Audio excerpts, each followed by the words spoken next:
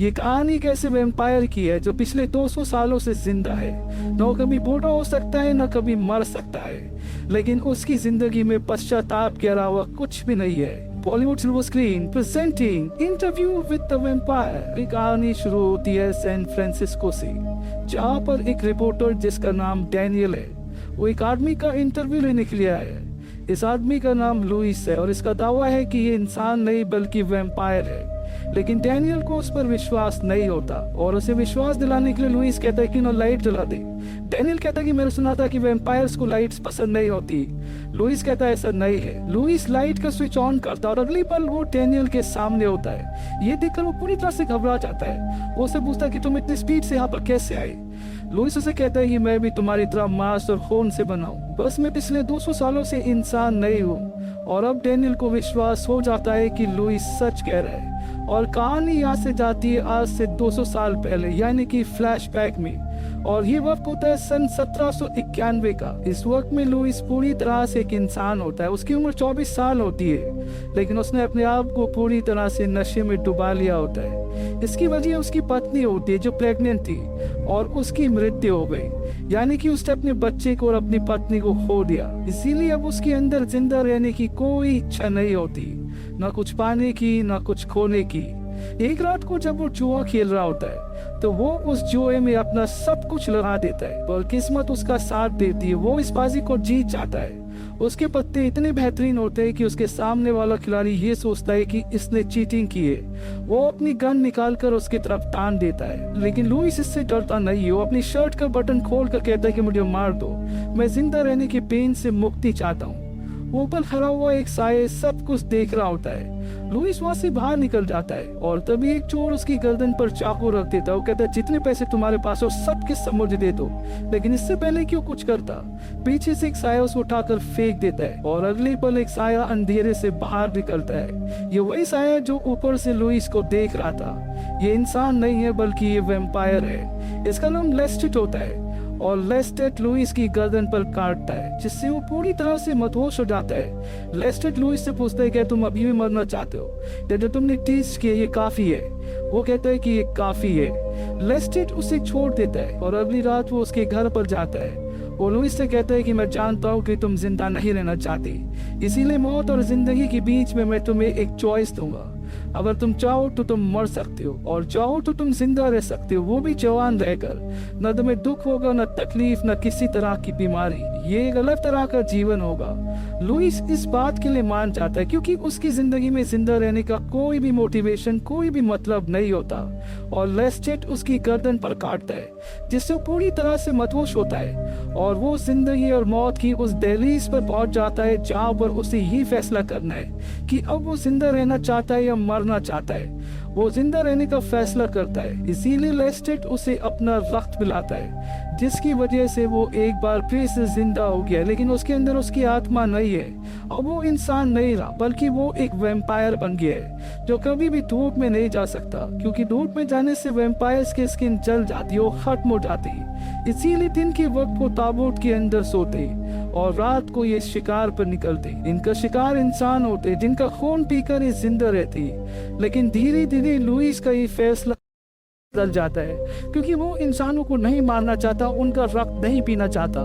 पर अब शायद वापस जाने के लिए बहुत देर हो चुकी है। और एक दिन जब ये दोनों के दोनों एक पार्टी में जाते हैं तो वहाँ पर एक लेडी होती है जिसके 2 डॉग्स भी होते हैं। लुइस उस लेडी और उसके डॉग्स के साथ पार्टी से बाहर निकल जाता है और जब लुइस उस लेडी का खून पीने वाला होता है तो वो अपने आप को कंट्रोल कर लेता है और वो उसकी जगह उसके डॉग्स को मारकर उनका खून पी लेता है। ये देखकर वो लेडी पूरी तरह से डर जाती है और चीखने चिल्लाने लगती है। लेकिन इससे पहले कि वहाँ पर कोई आता, वहाँ पर लेस्टेट आ जाता है और वो उस लेडी को मार देता है। लुइस को ये देखकर बहुत गुस्सा आता है और लेस्टेट के ऊपर हमला कर देता है। लेस्टेट कहता है कि तुम जानते हो कि तुम मुझे मार नहीं सकते, और वो वहाँ से चला जाता है। अब लुइस इंसानों का रक्त पीना बंद कर देता है वो जानवरों की तरह पी रहा होता है, लेकिन इससे उसे कमजोरी आना शुरू हो जाती है। साथ ही साथ यहाँ पर इन दोनों के बहुत सारे गुलाम भी होते हैं जो इनके लिए काम करते हैं, और जब वो नदी में देखते हैं तो उन्हें बहुत सारी डेड बॉडीज मिलती है, जिससे उन्हें अपने मालिक पर शक होना शुरू हो जाता है। और उसी शाम को जब लुइस घर पर होता है तो उनकी जो मेड होती है वो उसे खाना देने के लिए आती है,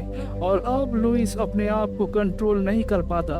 वो उसके हाथ को काटना शुरू कर देता है, जिससे उसकी मेड बेहोश हो जाती है। और अब बाहर आग की मशाले लेकर उनके जितने भी गुलाम होते हैं वो सब के सब इनकी हवेली के बाहर आ जाते हैं। लेकिन इससे पहले कि वो सब अंदर आते, लुइस अपनी मेड को लेकर बाहर आता है और वो कहता है कि आज के बाद तुम सब के सब आजाद हो। तुम्हारा जो मास्टर है वो एक शैतान है, ये जगह शापित है, तुम सब यहाँ से चले जाओ।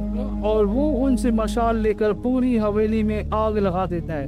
वो खुद भी चलकर मरने वाला होता है कि तभी वहाँ पर लेस्टेट आ जाता है और वो लुइस की जान बचा लेता है। लेकिन अब भी लुइस ऐसी जिंदगी नहीं जीना चाहता, इसीलिए किसी भी इंसान का खून नहीं पी रहा होता, और उसे ताकत के लिए खून की जरूरत तो है, इसीलिए उसे चूहों का खून पीना पड़ता है।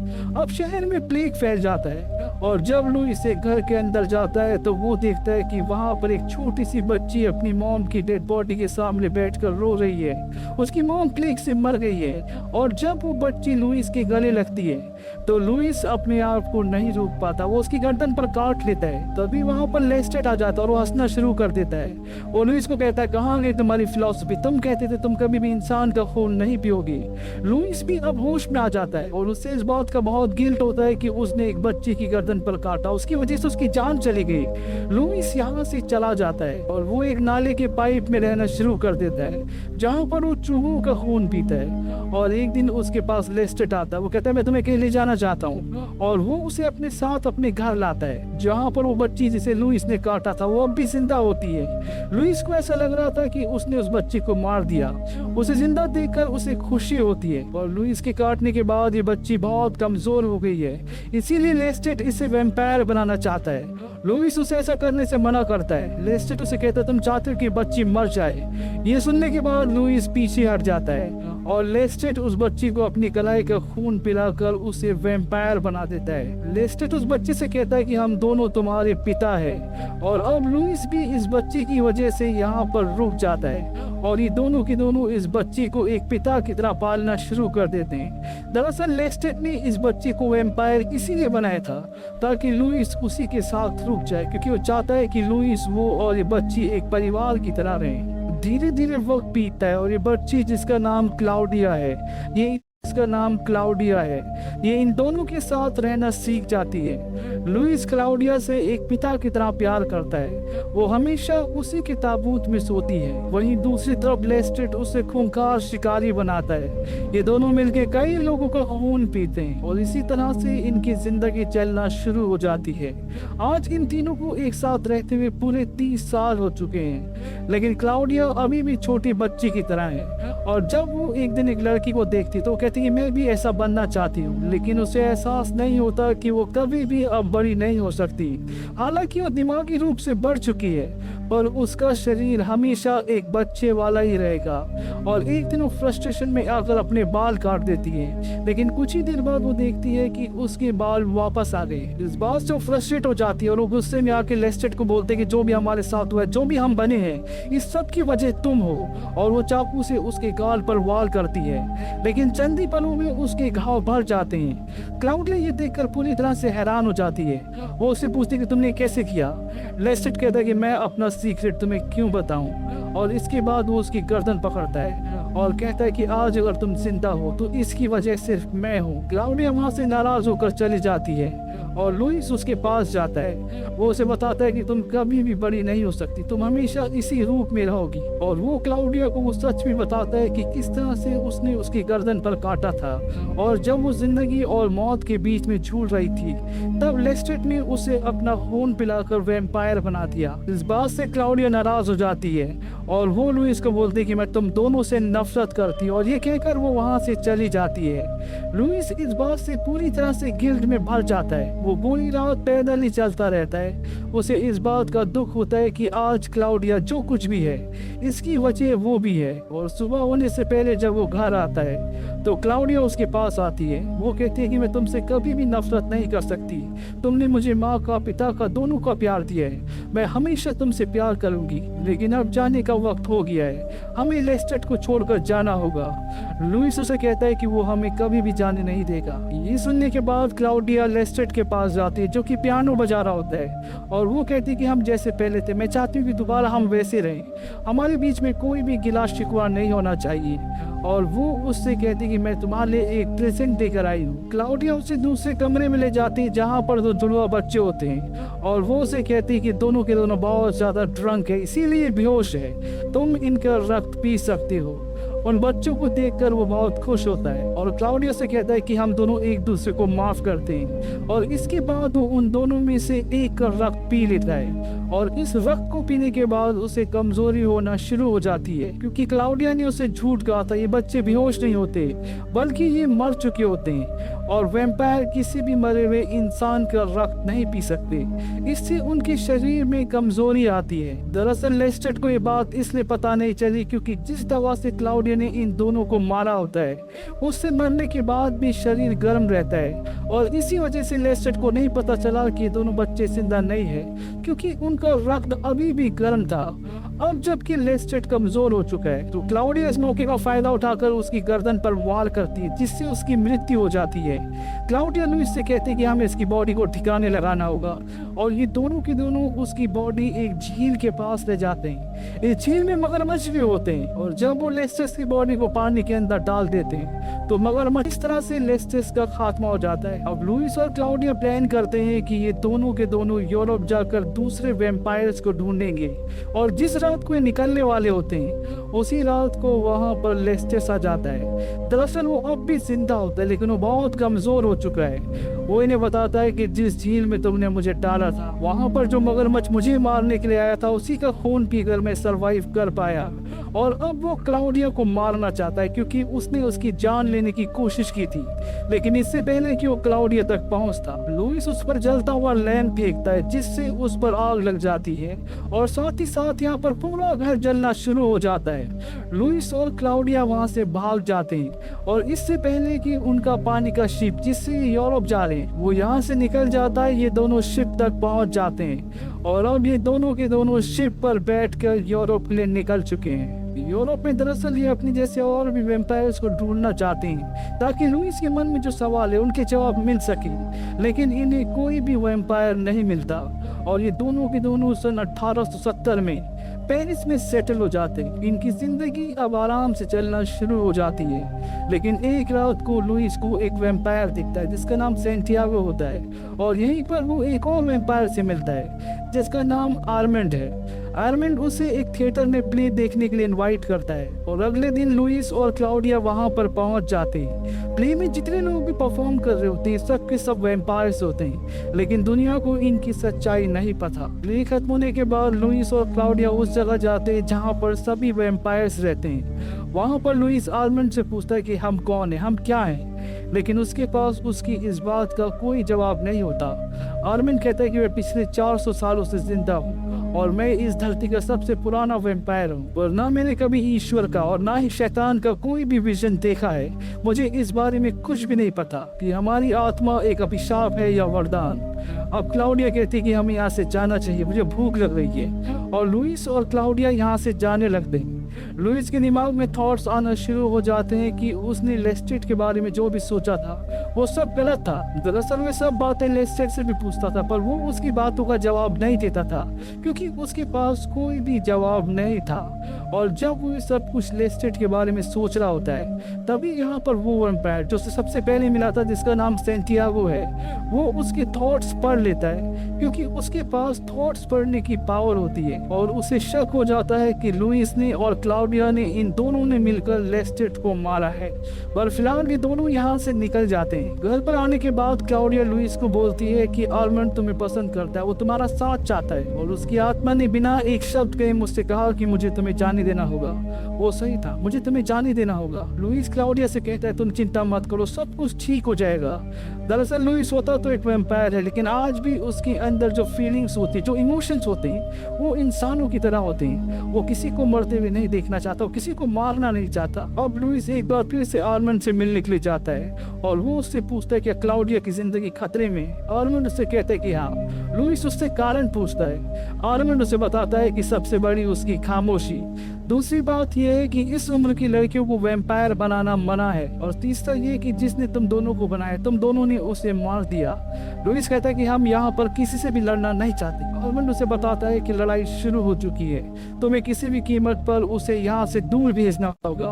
लुइस कहता है अगर वो दूर जाएगी तो मैं भी उसके साथ जाऊंगा। और इसके बाद वो वापस घर आ जाता है और वो देखता है कि क्लाउडिया के साथ एक औरत भी होती है, जिसकी गर्दन पर क्लाउडिया ने काटा होता है, क्योंकि उसके अंदर इतनी ताकत नहीं है। इसीलिए वो लुइस को फोर्स करती है और मजबूरी में आके लुइस को उसे वैम्पायर बनाना पड़ता है, ताकि ये दोनों हमेशा साथ रह सके और वो क्लाउडिया की जिम्मेदारियों से आजाद हो जाए। लुइस खुद भी आर्मंड के साथ रहना चाहता है, क्योंकि वो वैम्पायर्स के बारे में गहराई से जानना चाहता है, जिस बारे में उसकी आर्मंड के अलावा कोई मदद नहीं कर सकता। और आर्मंड भी लुइस को बहुत पसंद करता है। अब लुइस उस लेडी को जिसे वो अपने साथ लाई है, क्लाउडिया के कहने पर वैम्पायर बना देता है। दरअसल ये लेडी खुद भी वैम्पायर बनना चाहती है। और इसके तुरंत बाद यहाँ पर बहुत सारे वैम्पायर्स आते हैं और इन तीनों को पकड़ कर ले जाते हैं, जहाँ पर लुइस को लेस्टेट के मर्डर के लिए एक ताबूत के अंदर बंद करके दीवार के अंदर चिनवा दिया जाता है, ताकि वो कई 100 सालों तक वहीं पर रहे। और साथ ही साथ क्लाउडिया को और उसकी नई गार्डियन को मौत के कुएं में छोड़ दिया जाता है। ये वो कुआं है जहाँ पर सूरज की रोशनी आती है और वैम्पायर सूरज की रोशनी को बर्दाश्त नहीं कर सकते। इसीलिए अगले सुबह जब इस कुएं के अंदर सूरज की रोशनी आती है तो वो इन दोनों को पूरी तरह से जला देती है। वहीं दूसरी तरफ आर्मंड लुइस को ढूंढकर दीवार से यानी कि ताबूत से बाहर निकाल देता है। और जब लुइस उस मौत के कुएं में जाता है तो वो देखता है कि क्लाउडिया, जो कि उसकी बेटी है, जिससे वो इस दुनिया में सबसे ज्यादा प्यार करता है, और वो नई वैम्पायर जिसे उसने अभी अभी बनाया था, वो दोनों के दोनों जलकर राख हो गए। इस बात से उसे बहुत दुख होता है। उसकी आंखों में बदले की भावना उतर आती है और वो उस जगह जाता है जहाँ पर सभी वैम्पायर्स अपने ताबूतों के अंदर सो रहे होते हैं और वो उन सबको आग लगा देता है। और जब वो उन सबको मारकर बाहर निकल रहा होता है तभी सूरज की रोशनी आना शुरू हो जाती है। और इससे पहले कि वो लुइस को जलाती, वहाँ पर आर्मंड आ जाता है और वो उसे अपनी बग्गी में बैठा कर ले जाता है। अब आर्मंड चाहता है कि लुइस और वो हमेशा साथ रहे, पर लुइस उसके साथ रहने से मना कर देता है। लुइस कहता है कि मुझे पता है अगर तुम चाहते तो क्लाउडिया को बचा सकते थे, पर तुमने उसे मरने दिया क्योंकि तुम जानते थे कि जब तक क्लाउडिया जिंदा है तब तक तुम मुझे नहीं पा सकते। लुइस उसे वहीं पर छोड़कर चला जाता है। धीरे धीरे वक्त बीतता है और सन 1988 आता है। लुइस आज भी क्लाउडिया की मौत से उभर नहीं पाया। आज भी उसके दिल में पश्चाताप है और वो वापस उसी शहर में आ जाता है जहाँ पर वो, क्लाउडिया और लेस्टेट रहते थे। और जब वो उस घर में जाता है तो वो देखता है कि लेस्टेट आज भी वहाँ पर होता है। उसकी हालत बहुत खराब हो चुकी है, वो पहले से बहुत कमजोर हो चुका है। वहाँ पर वो चूहों होकर रक्त पीकर अपने आप को जिंदा रखता है। लेस्टेट उससे डरता है क्योंकि वो आज भी पहले की तरह है, वो उससे ज्यादा ताकतवर है। लुइस उसे कहता है कि तुम्हें डरने की जरूरत नहीं है। लेस्टेट को भी इस बात का पश्चाताप होता है कि उसने क्लाउडिया को वैम्पायर बनाया। वो लुइस से कहता है कि तुम एक बार फिर से मेरे साथ रहना शुरू कर दो, पर लुइस उसे मना करके वहाँ से निकल जाता है। इसके बाद लुइस ने लेस्टेट को कभी नहीं देखा और अब कहानी फ्लैशबैक से प्रेजेंट में आती है, जहाँ पर लुइस डेनियल नाम के रिपोर्टर को ये पूरी कहानी सुना रहा होता है। वो कहता है कि इस कहानी के साथ तुम कुछ भी कर सकते हो, तुम दूसरों को इसे सुना सकते हो, तुम इससे जो चाहे वो सीख सकते हो। दरअसल उसके कहने का मतलब ये होता है कि लंबी जिंदगी एक वरदान नहीं बल्कि एक अभिशाप है। पर अब डेनियल भी वैम्पायर बनना चाहता है, उसे ताकत चाहिए, वो सदियों तक जीना चाहता है। और लुइस उसे वैम्पायर बनाने से मना कर देता है। वो उसकी गर्दन पकड़कर उसे हवा में उठा देता है और इसके बाद लुइस यहाँ से चला जाता है। डेनियल इस बात से डर जाता है और वो अपनी गाड़ी से यहाँ से निकल जाता है। और जब वो ड्राइव करके अपने घर जा रहा होता है तभी वो देखता है कि उसकी गाड़ी में कोई बैठा है और ये और कोई नहीं बल्कि लेस्टेट होता है, जिसकी हालत अब पहले से सुधर चुकी है। और जब वो डैनियल का रक्त पीता है तो उसकी हालत पहले से और भी अच्छी हो जाती है। वो डैनियल से कहता है कि मैं तुम्हें एक चॉइस दूंगा जो आज से पहले मैंने कभी किसी को नहीं दी। पर यही बात लेस्टेट ने आज से कई 100 साल पहले लुइस से भी कही थी, यानी कि अब डैनियल के पास चॉइस है, या तो मर जाए या फिर वैम्पायर बन जाए। पर डैनियल उसकी बात का कोई जवाब नहीं देता और वो हंसता हुआ गाड़ी चलाता हुआ आगे निकल जाता है। और इसी के साथ ये कहानी यहीं पर खत्म हो जाती है। ये फिल्म सन 1994 में रिलीज हुई थी। IMDb पर इसकी रेटिंग है 7.5। इस फिल्म का बजट था $60 मिलियन और बॉक्स ऑफिस पर इसने कमाई की थी $224 मिलियन की। सन 2002 में इसका सेकंड पार्ट भी बना था जिसका नाम है क्वीन ऑफ द डैम्ड। उम्मीद करते हैं कि ये कहानी आपको पसंद आई होगी।